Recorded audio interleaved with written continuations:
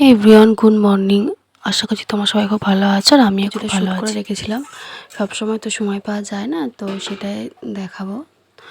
আর আমার ঘরটাকে কেমনভাবে সাজিয়েছি, একটা সেট আপ আমি করেছিলাম রিলস বানানোর জন্য। সেট আপটা আজকে তোমাদের দেখাবো। তো সেট আপটা পুরোটা আমি নিজের হাতেই করেছি, মানে নিজের হাতেই আমি ওয়ালপেপারগুলো দেয়ালে লাগিয়েছি যাতে একটু ভালো লাগে ভিডিওর পিছনের ব্যাকগ্রাউন্ডটা। তো আজকে রান্না করেছিলাম টিফিনে করেছিলাম চাউমিন, আর এছাড়া ছিল পটল আলু ছোলা দিয়ে একটা তরকারি করেছিলাম, ডাল, আর মাছের ডিমটাকে বড়া করে কালিয়া মতো করেছিলাম। তো সেটাই রান্না আমার প্রায় হয়ে এসেছে। প্রথম থেকে ভিডিওটা আমি শ্যুট করতে পারিনি। তো সকালবেলা উঠলে একটু মনে হচ্ছে না, একটু ঘুম ঘুম লাগে, চোখ কিছুতে ছাড়তে চায় না। তো প্রথমেই ব্লগটা আমি শ্যুট করতে পারিনি। অন্যদিন করি, কিন্তু কালকে ভালো লাগছিল না, রাত্রে শুধু একটু দেরি হয়ে গেছিলো, সেই জন্যে প্রথম থেকে ব্লগটা শ্যুট করা হয়নি।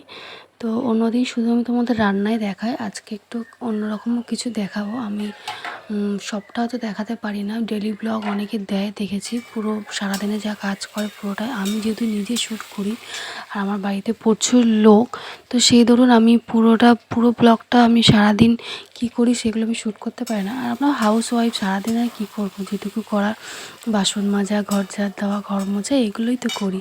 তো এগুলো দেখি অনেকে হয়তো অনেক টাকা ইনকাম করছে, নিজের পায়ে দাঁড়িয়েছে, নিজে সচ্ছলভাবে কিছু করছে।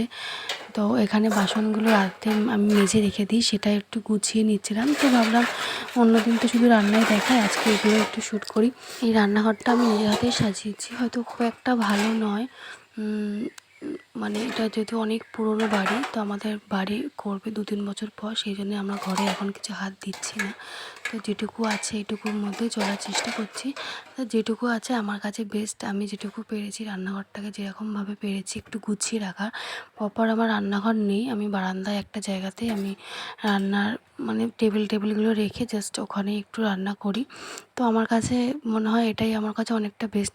আমার যেটুকু আছে আমি মনে করি ওইটুকু হয়তো অনেকে সেগুলো পায় না। তো যাই হোক, ঘরে চলে এসেছি, আমি ঘরটা তোমাদের দেখাই।